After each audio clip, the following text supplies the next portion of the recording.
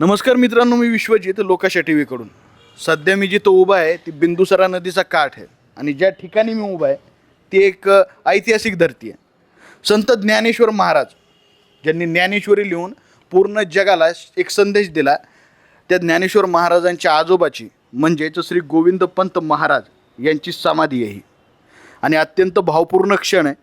आदिशक्ती संत मुक्ताबाई माऊली आपल्या आजोबांना दरवर्षी भेटायला येतात पालखीच्या रूपानं. मुक्ताबाई आजोबांना समाधीस्थळी येतात, आजोबांना प्रणाम करतात, पादुका पूजन होतं, साडी चोळी भेट होते, टाळ मृदुंगाचा गजर होतं आणि हे सगळं पाहून वारकऱ्यांचं हृदय भरून येतं. आणि हे दृश्य आपल्याला सांगतं की संत परंपरा कधीच खंडित होत नाही.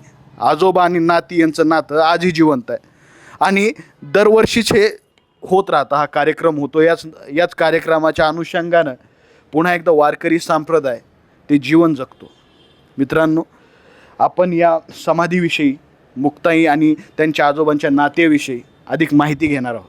चला तर मग पाहूया या व्हिडिओमध्ये. आदिशक्ती मुक्ताईबाईंच्या पालखीला महत्त्व आहे. ती मुक्ताबाईंची पालखी येते, ती त्यांच्या आजोबांना भेटते. त्या आजोबांचं जे समाधीस्थान आहे गोविंद पंताचं, त्याच्याबद्दल ही मला थोडीशी माहिती तुमच्याकडून हवी आहे. आता मुक्ताईची पालखी जाते.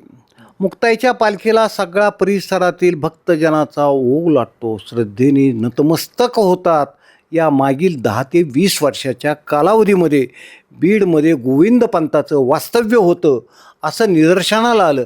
आणि त्या निदर्शनाचा आधार जर आपण पाहिला, ज्ञानेश्वराच्या संदर्भातून आपण जर ग्रंथ उलगडले तर त्या ग्रंथामध्ये ज्ञानेश्वर पंताचे वडील विठ्ठलपंत आणि विठ्ठलपंताचे वडील गोविंद पंत हे बीडला सरदाराकडं कुलकर्णीला कामाला होते, हे प्रत्येक ग्रंथ सांगतोय.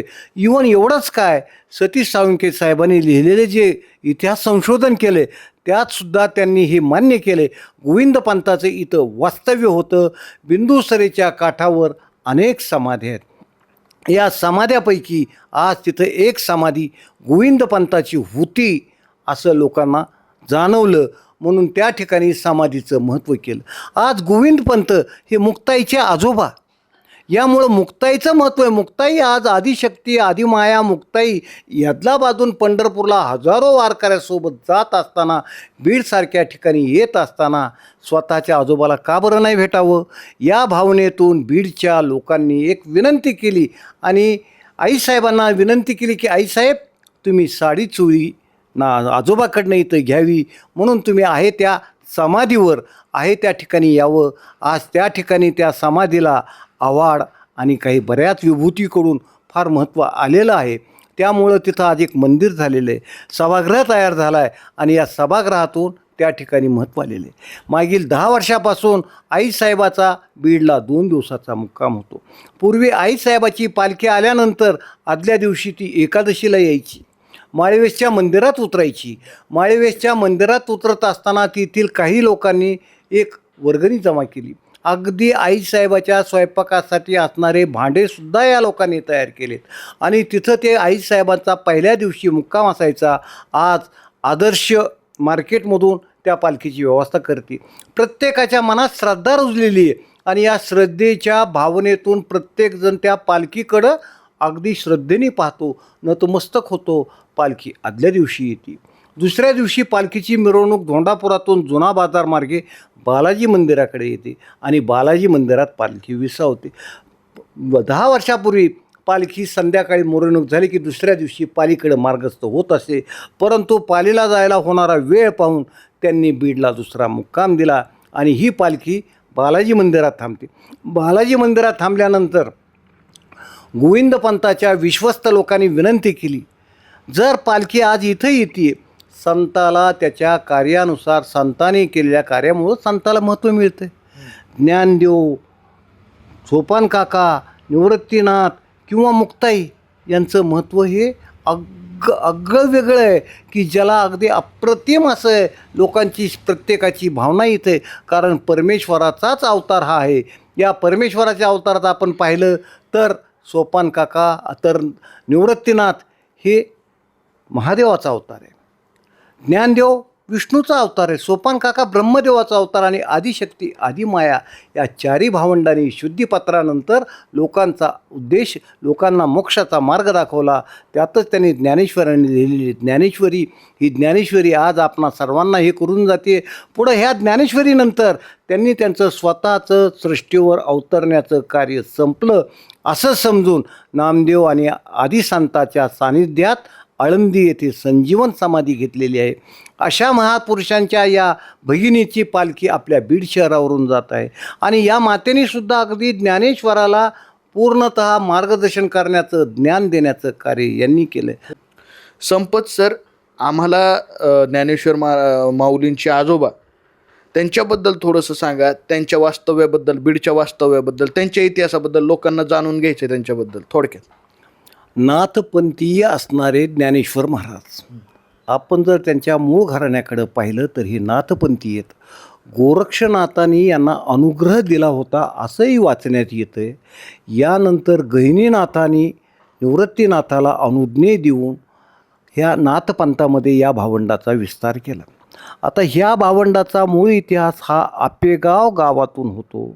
नंतर त्यांचे आजोबा आळंदीला असल्यामुळं सिद्धेश्वर मंदिरात त्यांच्या मातेने पिंपळाला घातलेल्या प्रदक्षिणेने हे संन्यस्त झाले होते. विठ्ठलपंत संन्यस्त झाले होते.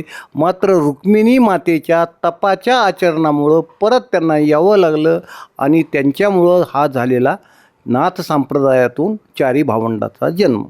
आता चारी भावंडाच्या जन्मातून ह्या चारी भावंडांनी आपल्या ज्ञानाने सगळ्या जगाला संपूर्ण जगाला आपल्या ज्ञानाने उद्देशित करून मार्गदर्शन केलेलं आहे.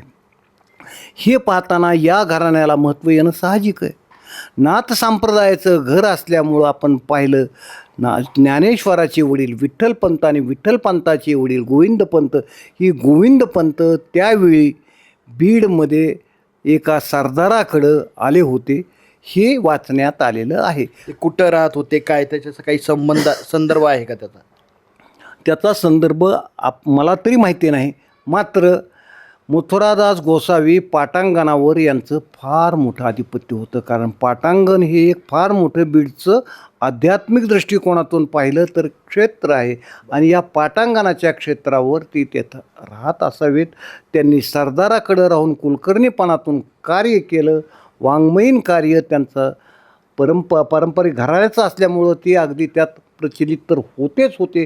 कारण त्यांचाच मुलगा पुढे विठ्ठलपंत, हा विठ्ठलपंतही अगदी फार लवकरच्या काळात समाधी घेतली.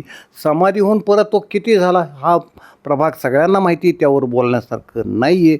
परंतु विठ्ठलपंताचे वडील गोविंदपंत हे बीडला होते हे अगदी निश्चित आहे आणि तशी त्यांची समाधी बिंदुसरेच्या काठावर सापडलेली आहे. एवढ्या मोठ्या संताचं वास्तव्य जर आपल्या शहरात आहे असं काही जाणकाराला वाटलं, म्हणून त्यांनी त्या समाधीला महत्त्व केलं.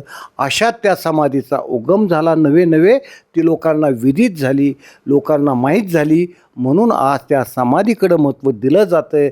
आणि ही ज्ञानदेवाच्या आजोबाची समाधी, मुक्ताईच्या आजोबाची समाधी, आणि ह्या समाधीवर मुक्ताईने का येऊ नये असा बीडच्या भक्तांचा आग्रह होता. म्हणून प्रत्येक वर्षी पालखी आल्यानंतर दुसऱ्या दिवशी बालाजी मंदिरातून पंढरपूरकडं जातेवेळी साडीचोळी घेण्यासाठी, मंदिरात साडीचोळी घेण्यासाठी समाधीस्थळावर पालखी जाते.